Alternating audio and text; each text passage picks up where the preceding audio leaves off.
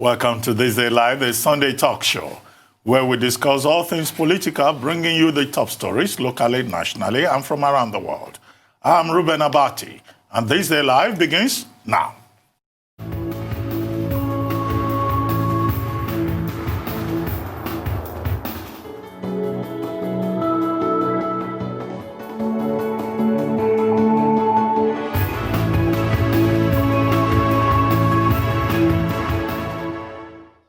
Coming up in the next hour. Inside.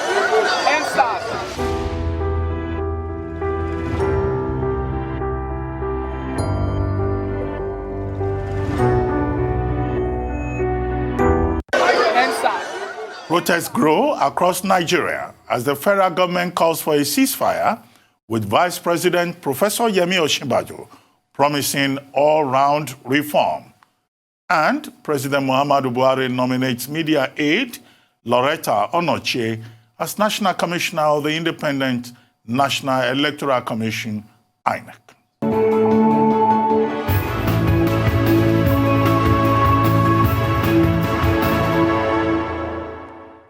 I'd like to welcome today's panelists, Professor Bola AKINTERINWA, Director General, Bolytag Center for International Diplomacy and Strategic Studies; Yemi ADAMOLEKUN, Executive Director, Enough is Enough; and CHIKE OGEAH, former Commissioner for Information, Delta State. We begin here in Nigeria, where after almost 2 weeks of unprecedented nationwide protests by the youths against brutality by a special anti-robbery unit, the Special Anti-Robbery Squad, Sars, President Muhammadu Buhari's administration has moved to assure the country his administration will reform the country's police force. Now, the federal government noted that it accepts that change is inevitable and has also promised to redesign the operational guidelines and help avert human rights violation by all members of the Nigeria police force. The protesters are saying they want to see concrete actions, not just promises. Now, while most demonstrations have been in Lagos and Abuja and in parts of the north, there are also reports of spreading protests in the diaspora, with large marches in the United States, the United Kingdom, Canada, in Germany, and also in Ireland and in other parts of the world. Meanwhile, Nigeria's Vice President Yemi Osinbajo has pleaded with Sars protesters to sheath their sword, with a promise that the federal government is working on a number of measures to revamp the police and end brutality by the police. In a series of tweets on his verified Twitter handle late Friday, Professor Osinbajo admitted that far too many people had been brutalized by the police and that this is unacceptable, adding, and I quote, "We must take responsibility for protecting young people, even sometimes from those who are paid to protect them," end of quote. The Vice President said he had been following the protesters who have been demanding an end to police brutality and has had a number of discussions with key people in the administration, which the protesters deserve to be informed about, because transparency is key. Well, I just quoted the Vice President there. The President himself has also spoken up, first at the Presidential Youth Empowerment Scheme event. Many Nigerians were not pleased with that. They thought that that was an afterthought, that was an aside. And up to this moment, there are many young people who are insisting that President Buhari must address the nation and take concrete steps. The fact that when he was visited by the governor of Lagos State, who are taking the complaints of the young people to him, the fact that he laughed as he collected the document has also been a source of irritation for many young people. Vice President Osinbajo, on behalf of the government, has also apologized. But Nigerians say they don't need anybody's apology. That they were promised change in 2015, and they need to see that change now. And that they, the young people of Nigeria, either at the Lekki toll gate in Lagos or between Akuzu and the capital in Enugu State, or in Calabar, on the streets of Calabar, or on the streets of Kaduna or Kano, they're saying that they want to take their country back. Now, some people say, well, government has already responded to the original 5 demands. Now, those 5 demands have become 7. What, 9? They have been, it's 9 now. 10 or 23. So it looks like there is no end to it. And it looks like the young people of Nigeria do not want an end to it. Yemi, you have always been at the barricades. I see you are still wearing the Bring Back Our Girls Now badge. You are also saying enough is enough, which is a group that you run. What's your take on this emerging revolution in Nigeria? What Professor AKINTERINWA referred to in his column today as the Nigerian Uprising, or the Nigerian Spring. The Nigerian Spring, he calls it. It's been a joy to watch, absolutely, for me.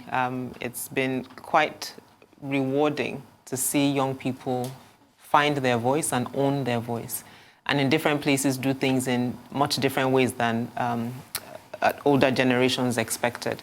And it's not there's also this conversation about it being an indictment of previous generations. But democracy is a journey. And for those who fought for the independence that they now enjoy, or we now enjoy, that even allows these protests to happen, that cannot be discounted. But I think one mistake that a lot of people are making is they're putting a lot of more focus on the protesters and the protesting that needs to be. Because all the protesters are really asking for is a show of good faith by this government to show that the demands are going to be met. And I deliberately made the point about the demands expanding, because as more people have gotten involved, more people are adding what they think would speak. More vested interest. Not even just vested interest, realizing that because it was triggered off by a SARS-related issue. And End SARS has been going on for at least 3-4 years. So obviously the End SARS hashtag and the protest resonated. But as it's developed from day to day, almost in our second week, End SARS has given room to a wider conversation about police brutality, which has then given to a wider conversation about impunity and lack of accountability, which has now given rise to a larger conversation around bad governance. So as long as those conversations continue to happen, in a sense, the demands will continue to increase. But I think what is significant, and I think what government hasn't owned, is the fact that even if you look at the initial 5 for 5 requests, there's none of those 3, because they were also quite clear that not all of them can be done immediately. None of them can government stand up tall and say, we have done, we have delivered, even if it's one request. And I'll give an example. One of the requests is release all protesters.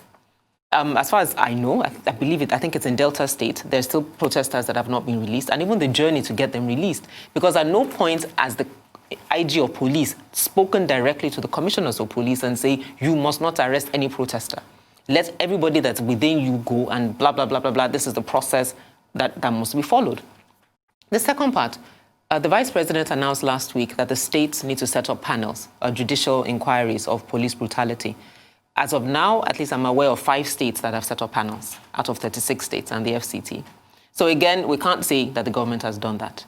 At the federal level, the National Human Rights Commission, as a panel has been set up for the National Human Rights Commission. But there are issues around the legality of it. Some people have raised issues. The executive secretary of the commission says, well, I run the commission. I'm, in a sense, the MD of the commission. So even though I don't have a board, i.e. the council, the law, the Enabling Act allows me to still set up a panel. Some people don't think that's the case. But again, it's a very simple thing to solve, a governing council. And it speaks again to this administration's commitment to defending of human rights. If the government body set up to protect the human rights of Nigerians has not had a governing council, a board in a sense, since 2016. So those are the types of issues and in a sense, almost quick wins that young people are saying that there's so many layers of issues. So you set up a panel, you can plug holes in it because lawyers are challenging the legality of it. What's the easiest way? Set up a governing council. And so that is paid to rest and the terms of reference are clear. And lastly, I want to also say in this whole sort of moving goalpost issue, in the last 2-3 days, young people have dug up evidence of police officers that have been indicted, either for the Anambra, the river, the flood, the drowning in Anambra State, to Governor Wike saying on national TV that I did set up a panel, I did submit a report, but nothing happened. The person was even promoted. So why are you telling me to go and set up yet another panel if a previous panel wasn't obeyed? So the government has clear opportunities to show that they're serious because there are already things that they can act on. And lastly, to your point about President Buhari, I think it is unfortunate that you would have a country where young people who make up, 70%, 75%, however percentage you want to use, but they are the largest demographic in this country.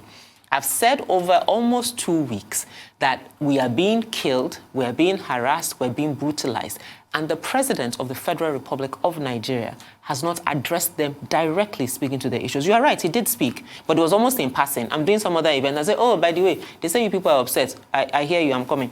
But that hasn't taken it that seriously to do that. And I think that's very unfortunate. Sorry, I want to say one last thing, but one good thing. Let me add on a good note.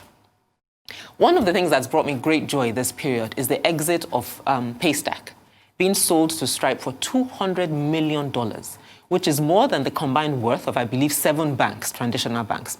2 young boys under 35 that started that Paystack in this country. Ezra Olubi and Shola Akinade. Yeah. And Ezra is a model for Sars harassment. He has dreads. They all dress very casually. I think he paints his nails. Well, those are the type of people that Sars would be like, you're a Yahoo boy. Where did you get the laptop? You are wearing dreads. You are wearing tattoos. And for those young boys to be in this season, have $200 million for something that they developed as products of a Nigerian university, a private Nigerian university, is definitely something of pride and a clear statement. Advertisement for youth entrepreneurship and innovation. Exactly, if you're not being harassed. Well, Chike, let me come to you. What's your take on all of this? It looks like this protest, there is no end to it. Government is insisting we have met you halfway. We have even met you 100%. But the youths are saying, well, this matter will go on for at least 30 days. What else should the Nigerian government do? Unfortunately, I don't think government has done anything about this protest at all. The only thing we know is that, like Yemi said earlier on, the Vice President had sent out some tweets, which could easily have been done by Laulu. I don't know why Laulu didn't do that in the first place. Because somehow or the other, when this government seems to get into a bind, that is when they remember the revered professor that they have there that for some reason or the other, nobody wants to really utilize his immense talents. And I'm sure if that professor was allowed to play the role he should play, I'm sure many of these sticky situations we find ourselves in this country would not even get into them in the first place. But that's a different conversation. The conversation today, which really is the issue, is about our children.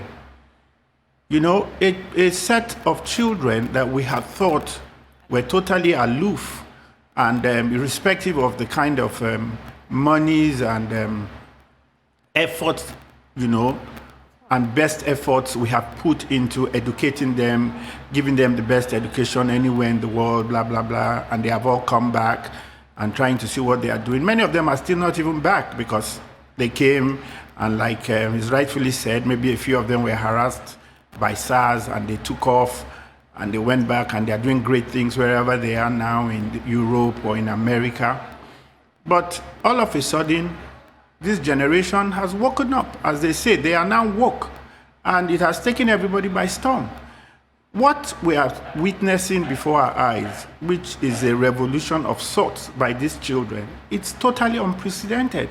Even us, the parents, don't understand it. And that is why we must not dabble in it. I believe we can advise them, we can say to them, well, in our own time, this is what we did. Because, of course, unlike what a lot of people said, I got 2 degrees from the University of Lagos.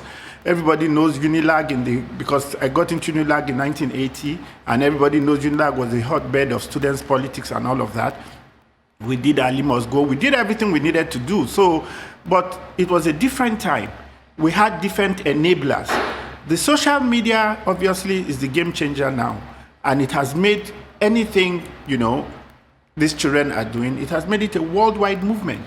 They get support from anywhere and everywhere. There's a front end and there's a back end of this whole thing. The people you see on the streets, maybe not necessarily are even the people that matter. The young man in London, in America somewhere, in New Zealand or wherever might be more important. Look, I mean, this whole thing is just mind-blowing. They said it was an issue with some protesters in Ikeja or something. They had been attacked by some hoodlums. And before you knew it, some ambulances had arrived. Even the protesters went to the medics there and said, "How did you come? Because we were just thinking of getting across to you." And they said, "We got a call from Canada." And it's a call from Canada that activated that whole movement. I think even if money is needed to be paid, maybe that transfer had been made. So what are we saying? This is a totally different ball game. You know, the leadership of this country does not even know. And obviously that is why I think they have not been even able to address what is happening before them. But I have been in government most of my life. And like we say in Nigeria, after God is government. Government is faceless.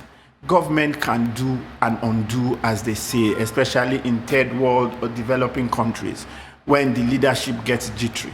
And my fear is that whatever point these children are making, as much as I don't believe I have the capacity to even advise them, but I don't want to see our children being attacked or being mowed down on the streets, because that, I can assure you, this country will not even survive that.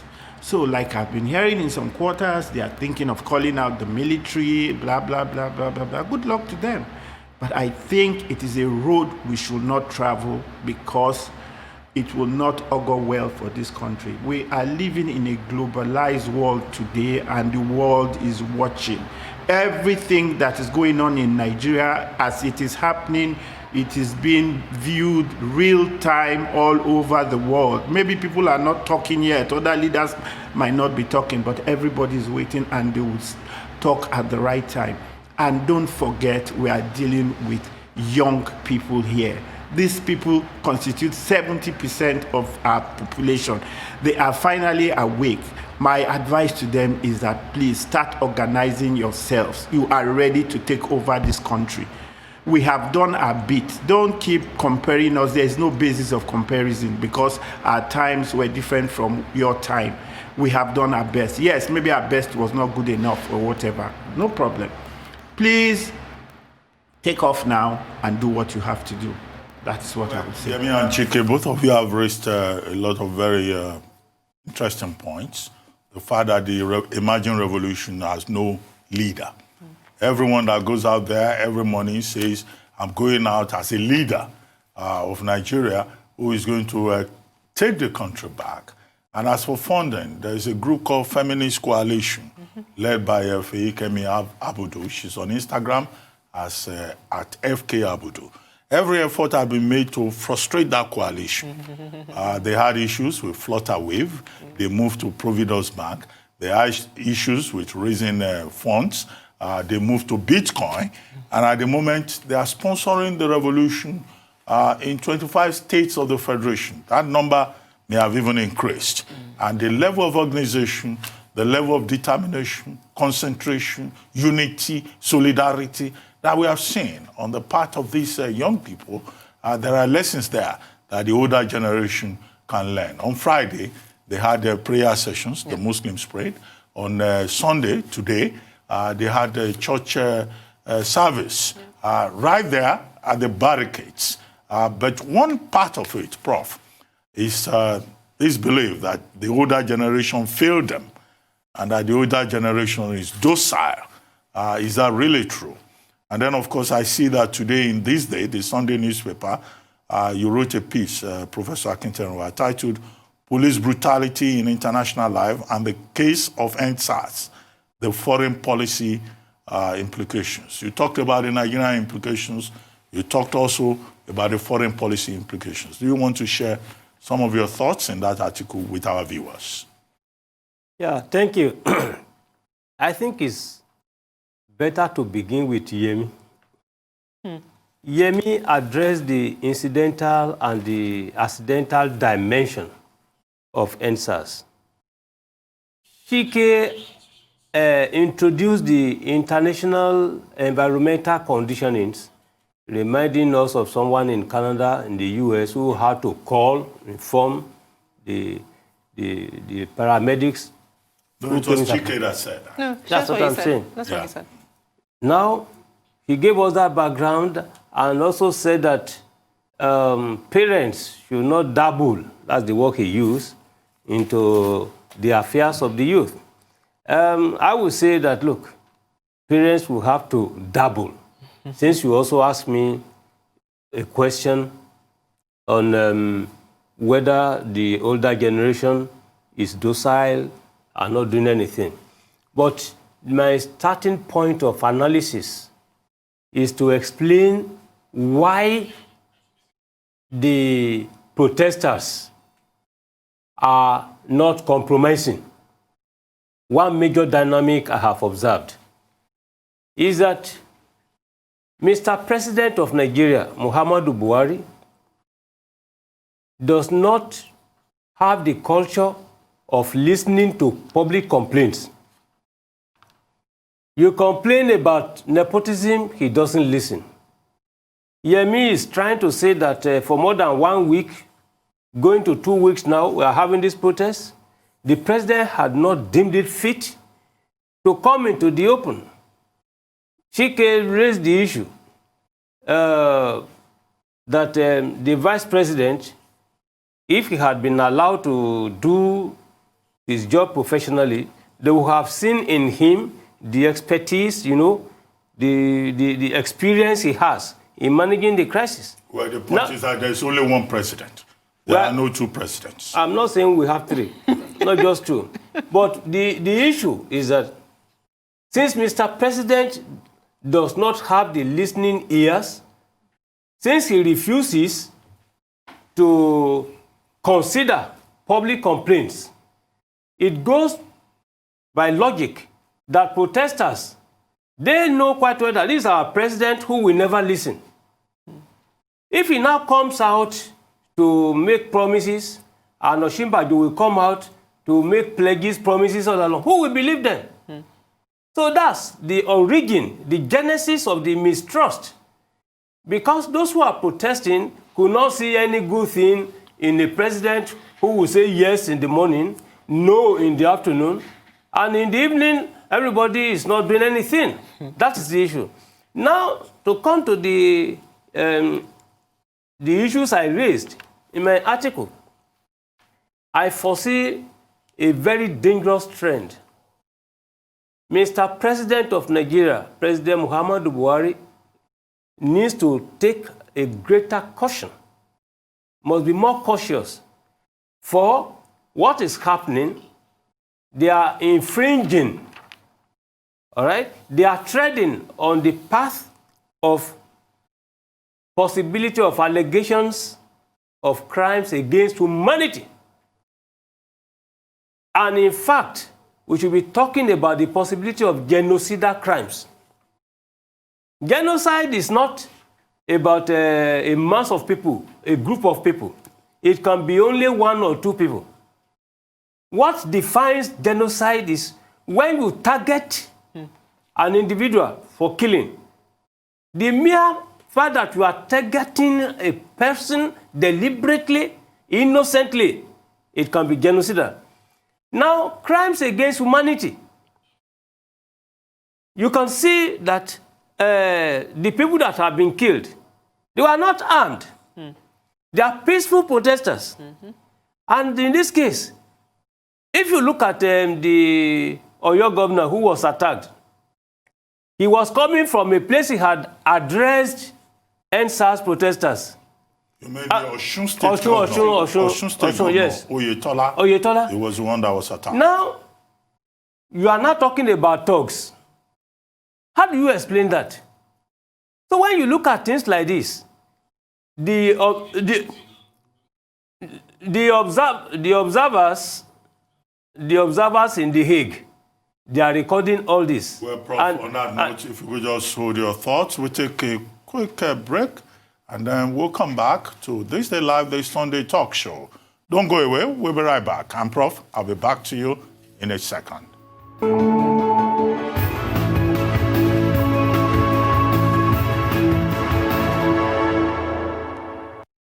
Welcome back to This Is Live, the Sunday talk show here on the Arise News channel. Still with me in the studio, I have Professor BOLA AKINTERINWA, Director General Bolytag Center for International Diplomacy and Strategic Studies. Yemi ADAMOLEKUN, Executive Director in Office of and CHIKE OGEAH, former Commissioner for Information, Delta State.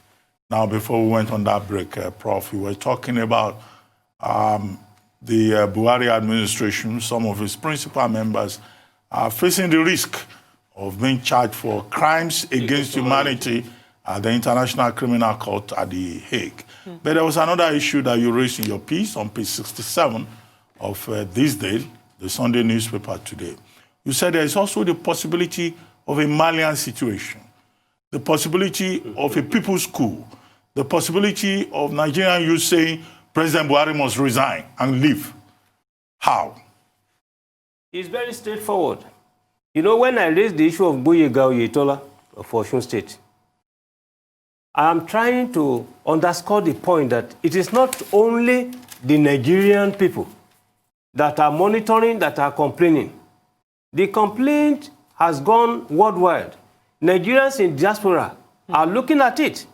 If you look at the historiography of the protests in the Arab world, Arab Spring, it's a little bit different from the Malian quote-unquote spring.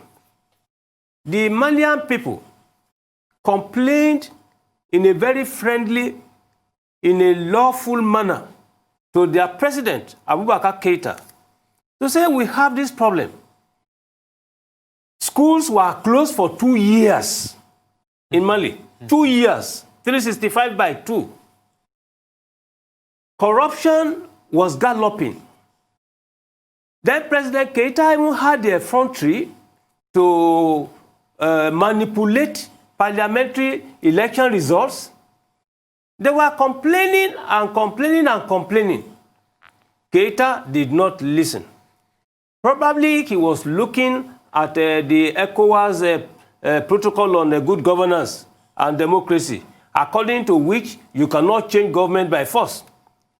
No unconstitutional change of government. So that might have been his strength. He may have been considering that, look, we will have the support of African leaders. But the people were complaining. The situational reality in Nigeria is not different. The people of Nigeria have been complaining. Nobody is listening. When it got to its crescendo, the military in Mali knew quite well that, okay, the people themselves will come into the barracks and attack them. They now decided to take advantage to say, look, rather than wait to be attacked by the people, let us remove this man by manu militari. And that's what they did. Now, when Keita was removed, the ECOWAS leaders came with this same argument that, no, you must reinstate him, etc. But they insisted, no, that will not be possible. And when they think that it was a coup d'etat, and I argued forcefully against it to say, you cannot describe it as a coup d'etat, since coup d'etat itself has its etymological meaning. It's a French word. So, if we are to apply and use the word coup d'etat, then you must put another adjective, people's coup. People's coup d'etat.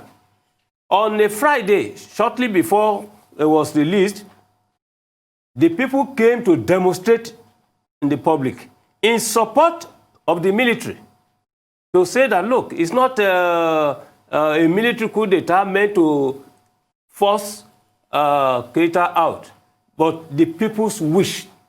Now what we are witnessing in Nigeria is not in any way different. In Nigeria, people talk about the brutality of the policemen. Now, what is happening in the Malian case? The Malian protester, the June 5 movement, began with, say, Mr. President, go away. But when he didn't want to go away by request, they now came in with a catalog of other demands. In Nigeria, we started with end police brutality. But now when they were even brutalized in the process of seeking end to brutality, they were earning, learning, acquiring new experiences. Jimmy Cliff said, the more you live is the more you learn. It is precisely what is happening in Nigeria. The youth, when they started, they were not all that experienced. But when faced with brutalities, now they were strengthening, and they were now acquiring new strategies. So this is what is happening, and there is the need for Mr. President to learn a lesson before it gets to the level when the people, you know, on daily basis, people are joining them. Parents, contrary to CHIKE, who told us not to dabble. Parents are already giving active support. Yes, indeed. Yep. And then let their advisors see. CHIKE, let me come to you. What are we dealing with here? A crisis of legitimacy? Or, in your own opinion, are there things that the president of Nigeria can do to calm down everybody? If there is anything that he can still do, what should be those things that he should do? Because we should also, apart from reviewing the situation, be thinking of solutions. Like I said, Ruben, you know, this is a novel situation for everybody, even the government, I can imagine. Don't forget, this government had actually tagged these youths as lazy youths. So really and truly speaking, they had written them off. They had thought, you know, they were really of no consequence. And maybe from their lifestyle and the kind of profiling they were getting anyway from Sars, which cost and all of that. Okay, look at the young men Yemi talked about that developed that, software or whatever it is they did that has been bought for 200 million. One of those young men, I saw them, is exactly the profile of what a Sars man will waste immediately and say, this is Yahoo Yahoo, as they call it here. You know? So what I'm saying is that as unorthodox as these people are, and as they have come with all their talents and all the education and all, you know, they have inside of them, we must try and understand them. And that, like, maybe that's what Prof is talking about. Even us, the parents, many of us parents, we have these, is it millennials or Generation Z or whatever they call them, you know, 30 years old, 28 years old, 26 years old. We've given them the best of education, you know, that we possibly can. And we don't even understand them, whether they are still around us or they are wherever they are in the world. We don't understand them. So that, I think, is the first and most important thing. The critical thing is that we have to understand these people. Try and get into their minds, break into their world, as my wife usually says. And then we can start understanding what they are all about, what they are thinking. Okay, right now we are just second guessing them. We don't even know what the end game is. So whatever advice you are giving them is just up in the air, because you don't know what their end game is, just the same way you did not know how this all began. But coming to your question, Ruben, and I thought the first thing any father would do in a situation like this, and we know the president is the father of this nation, is to talk to these people. Even if you say your style is that you don't usually talk to Nigerians, for the first time we have this kind of very, very abnormal and very different kind of situation. I think this actually calls for maybe a national broadcast where they all will sit by their television sets and their handsets and whatever it is, the devices they use, and listen attentively and let them know you understand their pain. You have heard what they have said, and that you can even start with the quick wins for them to see. You know, IG gives instructions to commissioners of police, all SARS people that have perpetrated these heinous crimes over the years, start arraigning them in court, and let's start seeing them taken to court tomorrow, that kind of thing.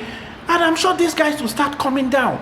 And that way you start connecting with them, you start talking to them. And before you know it, because don't forget, they say what we sit down, a child will climb the rooftops and he will not see. But though they have told us that in their own case, they will use drones. But that is still not the point. That is still not the point. Let us talk to them. Let us understand what they want, where it is they are going, and what the issues with them are. And then we start integrating them carefully, because you see, no matter how much good clothes and all these nice gadgets they can't have as many rags as I have. If you understand what I'm saying, that's a proverb from where I come from. So experience still counts for a lot. They still have to go through the mill. Let us start taking a lot of them inside. I've seen a few of my friends, like the Speaker of the Federal House of Representatives. He has in his team I have a friend whose son is in his team, a very young boy who was in America doing his own thing, and they said that, look, I want to come home and get involved in the political situation. And he was lucky he got that opportunity, and he's been doing very well. So let's start bringing them into the offices. Let's start taking them into government. Let them start seeing the reality of what governance is all about. You know, when you're on the sidelines, even for us adults, we keep criticizing. It's until you go in there, then you now understand. I mean, Ruben, you know exactly what I'm talking about. You now understand what governance is all about. And then you now start seeing the reality and the bottlenecks and all of that in governance. So that's what I sincerely think. We need to integrate these people. We need to listen to them. And the president needs to reach out to them. After the president has reached out to them, then the other organs of government, at least we have a commissioner for, a minister of youth, all that kind of things, they can all come. Then there are many young people in that government that can form a committee. You know, maybe people 50 and below, you know, as special assistants and all of that. And then I can assure you that from what you are seeing, even from the streets, a leadership has started emerging. Don't worry yourself. They keep saying they have no leaders, they have no leaders. They have leaders. Take it from me. It's already emerging. It's funny enough because I've been looking at it, and from what I'm seeing, there are mostly a lot of girls. I think there are more girls than even the guys. Keeping an eye on the girls? Yeah, but that's what I'm saying. You know the funny thing, they're all my friends' children. Wale Abudu was my classmate at the University of Lagos. That's his daughter. So there are many of them like that. So we need to let them get into the groove, get them inside, and let them see the reality of what is happening. And then it will evolve with time.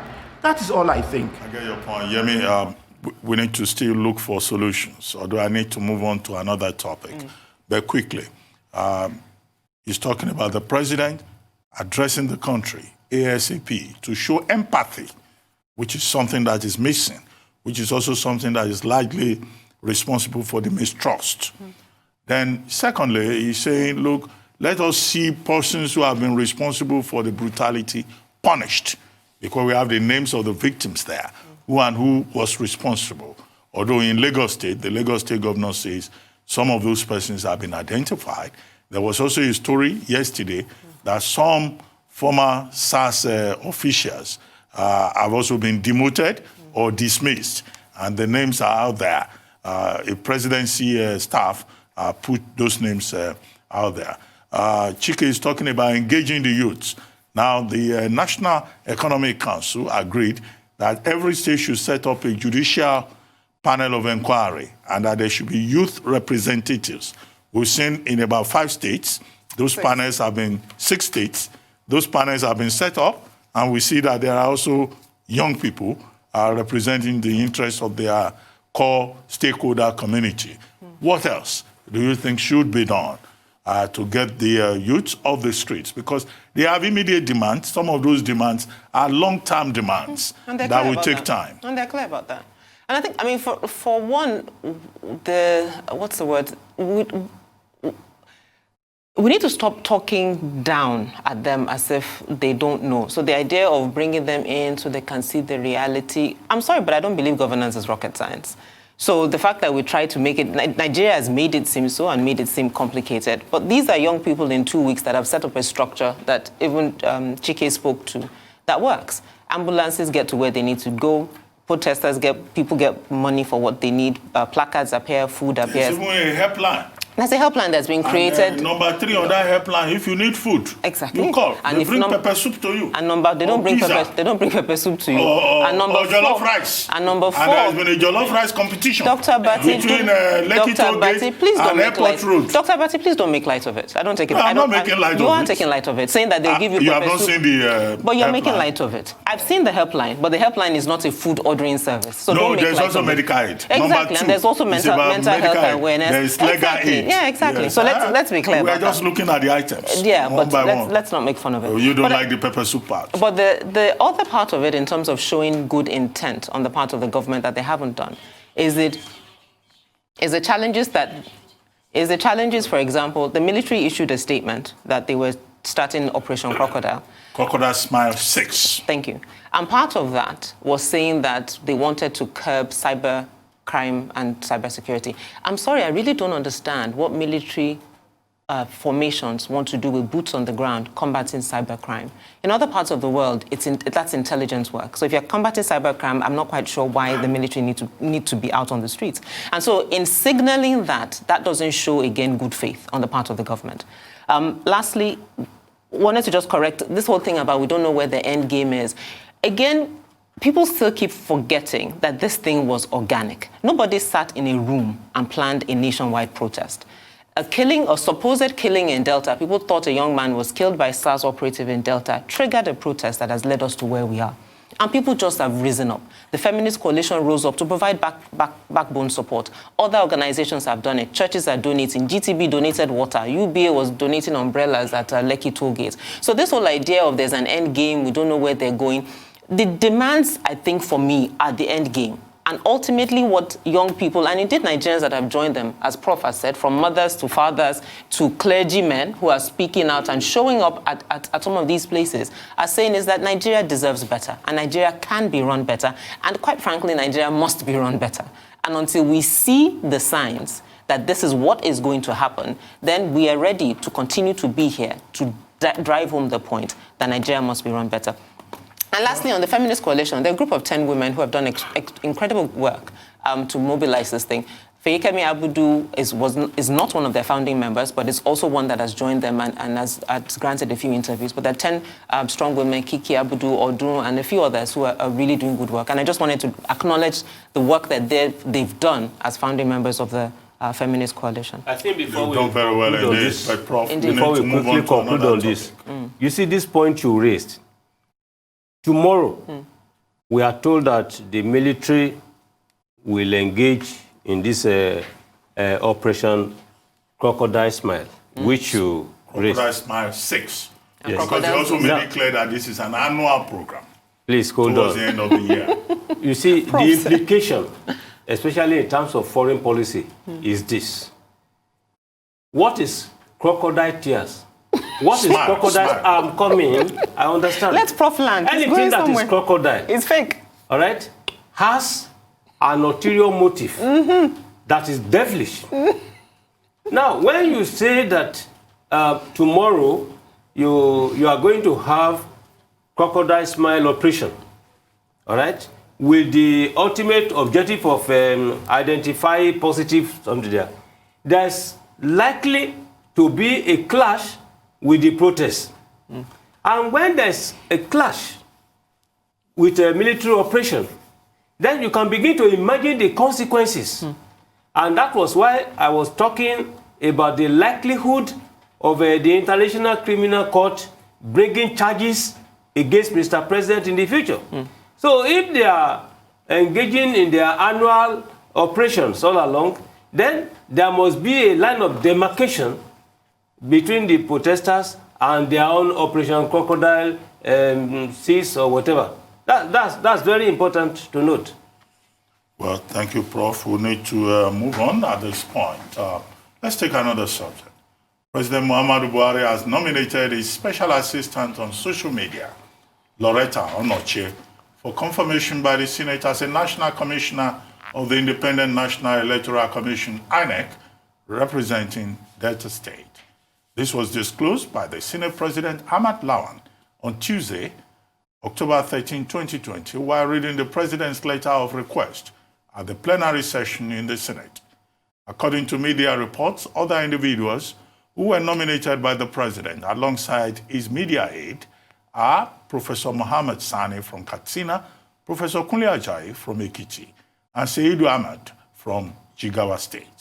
The president, in his request letter, said the nomination was pursuant to paragraph 14 of Part 1F of the first schedule of the 1999 Constitution. The letter, dated 12th October 2020, was read by the President of the Senate, Ahmad Lawan, on the floor of the Senate on Tuesday.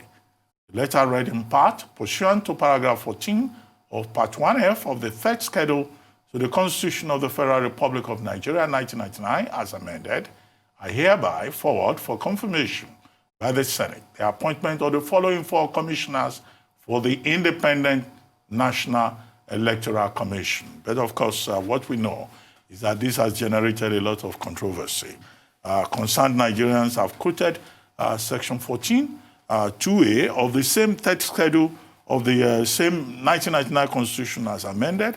They've also quoted Section 14, 3B of the same third schedule of the 1999 Constitution to say that the president acted in error by forwarding the name of someone, Lauretta Onochie, as it were, who is a member, a card-carrying member of the All Progressives Congress, who is a member of his staff, and who has shown openly that she is a partisan on every count.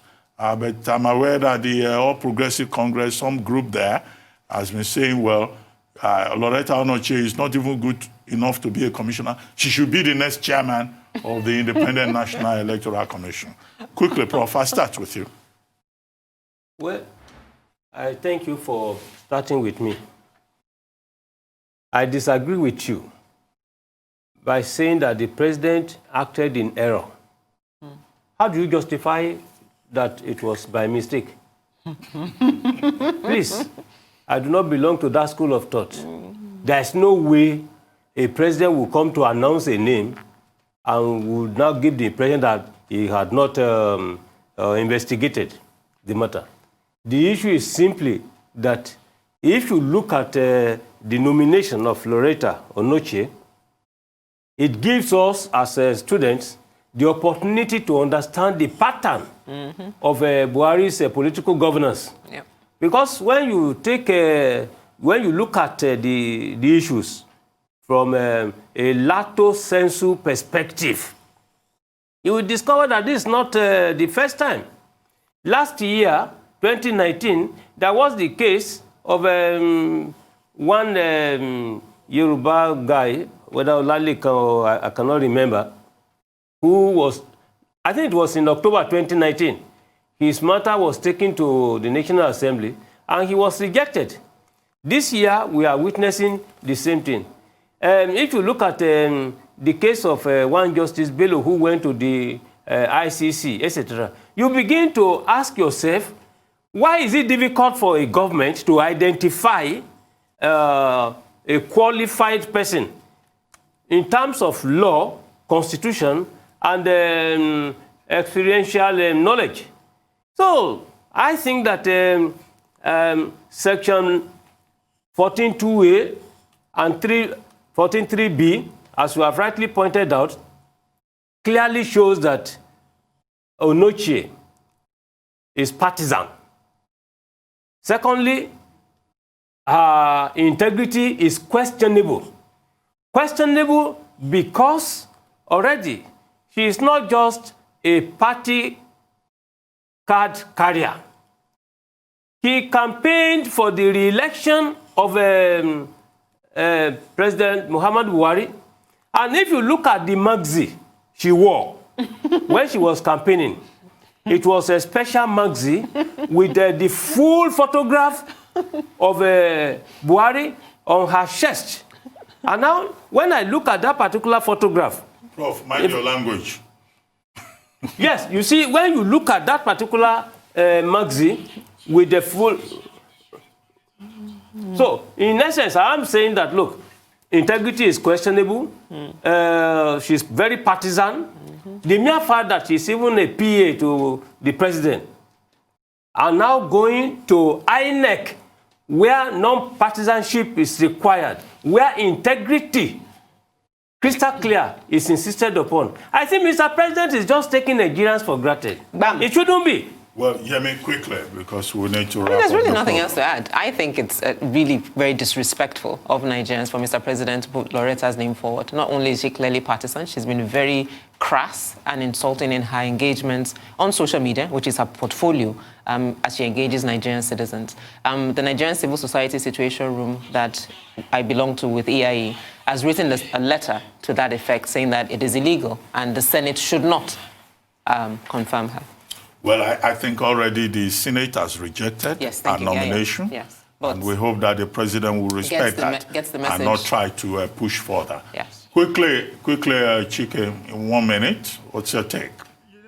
I see it a little bit differently, Ruben. To start with, Lauretta is actually my sister because she's from Onochie, which is right there. We're all Delta Igbos, as it were.